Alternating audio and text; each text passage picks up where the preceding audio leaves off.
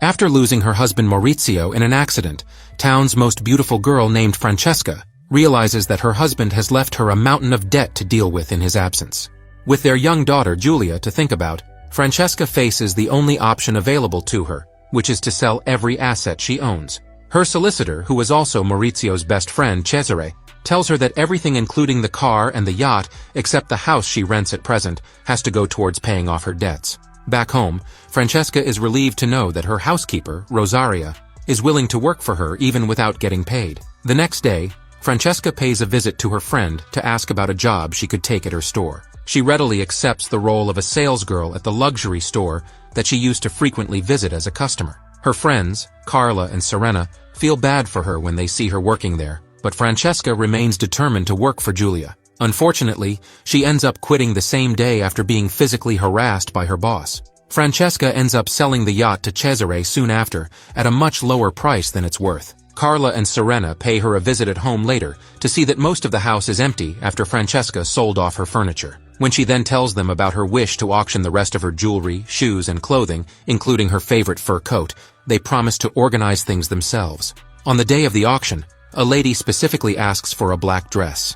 After replying that she is wearing that dress, Francesca drags the woman to an inner room to change out of the dress and proceeds to make an exit from the auction once she covers herself with a coat. A few nights later, a man named Enrico meets Francesca after hearing about her situation from Cesare. He tells her about his own loneliness caused due to staying away from his family. He goes on to praise her beauty heavily, hinting at being physically interested in her, and even offers to accept the responsibility for all her expenses. When she still remains unconvinced, he tries to lure her in by offering to get her a special car permit. Realizing his intentions, Francesca turns him down by pointing out that she doesn't have a car anymore. The next day, her landlord informs her that payments for the house had stopped over a year ago and that she needs to find a way to pay the rent soon. She later meets a rich commander who believes in displaying all the fakes and hiding all his original assets like priceless paintings and jewelry in the bank.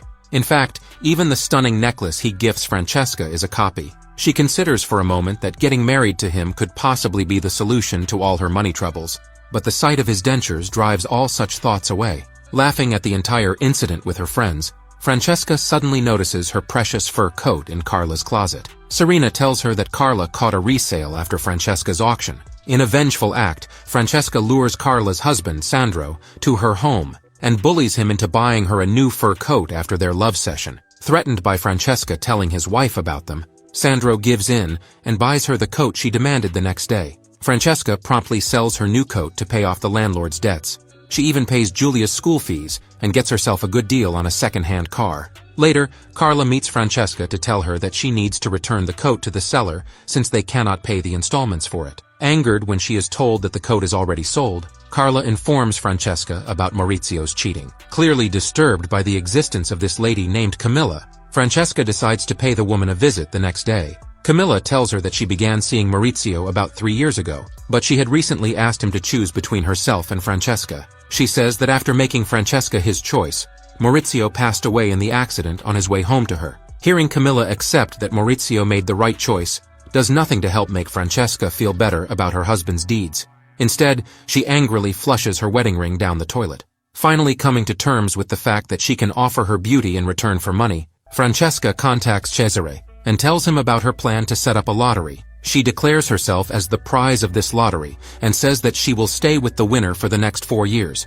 By limiting the draw to 20 people who will pay 100 million to enter the raffle, she provides fair odds for winning. Additionally, she also tells him of her plans to pay off her remaining debts with the money she receives and hopes to get her life back after 4 years. When Cesare questions her about what this lottery would mean for her reputation in society, she says that since Maurizio's cheating didn't affect anybody, she should also be able to act as per her wishes. She also offers him a cut from the proceeds in return for him making all the arrangements as per her instructions, and also for not entering the raffle himself. After making sure everything is in place just as she asked him, Cesare takes her to a party one evening, which he says some people who know about her raffle will be attending. Enrico finds her at the party and assures her that he will win her. On the way back, Cesare tells her that the notary who helped him put everything together is eager to enter the lottery along with his partner. Francesca reminds him that she will not accept a couple entry of this kind. When she meets the notary and his wife a few days later, they assure her that they are entering the lottery separately and that Francesca will not be disappointed with whoever wins. Not only does Francesca accept this proposal, but she also accepts other strange requests. One man wanted to see her from afar while staying anonymous, while another showed her a video of what he would like them to do if he wins.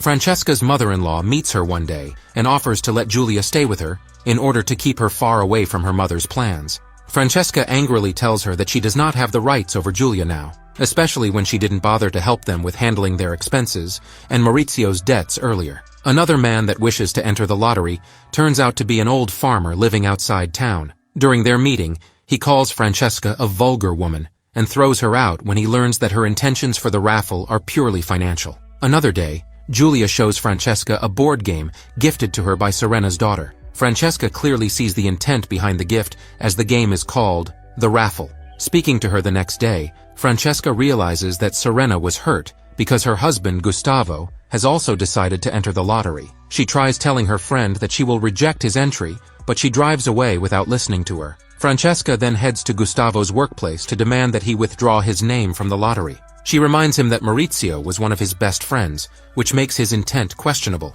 He reminds her about it not being an issue since every single person in the raffle was Maurizio's friend. At yet another party, Francesca learns that Camilla has also entered the raffle and is confident of winning. She immediately asks Cesare to return everyone's money and cancel the entire event. Sensing his chance, Cesare suggests that she could just as easily pick him for a possibility of a happy life instead of leaving things to chance among 20 unknown people. Agreeing that he was indeed the lesser of the two evils and her better option, she accepts his offer, but they are interrupted by another woman. Seeing Cesare's true nature, Francesca leaves with the realization that she cannot trust anyone. On her way to drop Giulia at school the next day, Francesca runs over a man called Antonio with her car. After sending Giulia to school with Rosaria, Francesca is left alone at home with Antonio. Despite knowing that he isn't really hurt, she goes along with his demands, as they both realize that they have fallen for each other. They go out and spend the day together, at the end of which he confesses his feelings to her.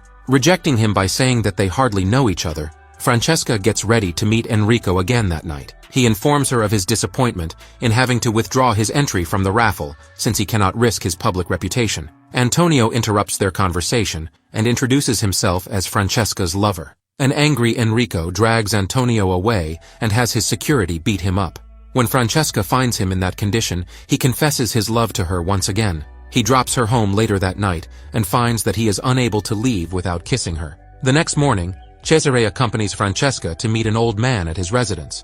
Apparently, he wished to see her dressed in white before deciding to enter the raffle. Once satisfied, he pays Cesare in cash and becomes the last entry for the lottery. An extremely happy Cesare informs her that they are now ready to put their plan into action over the weekend. He interprets the absence of a reaction from her as her excitement and nervousness for the raffle, but what he doesn't know is that Francesca was only thinking about her new relationship with Antonio. Returning home that afternoon, she finds Antonio bonding with Giulia. In her current situation, Francesca realizes that she might get just one chance to be with Antonio since she would belong to someone else after that weekend. Making the most of this chance, she engages in a love session with him at his place, and later lays awake in bed, sadly thinking about what her life has become. When Francesca is leaving early the next morning, Antonio hints knowing all about her raffle deal. He goes on to suggest that they keep seeing each other secretly over the next 4 years instead of canceling the raffle and wasting the money. At this, she knows that she put her trust in the wrong person yet again.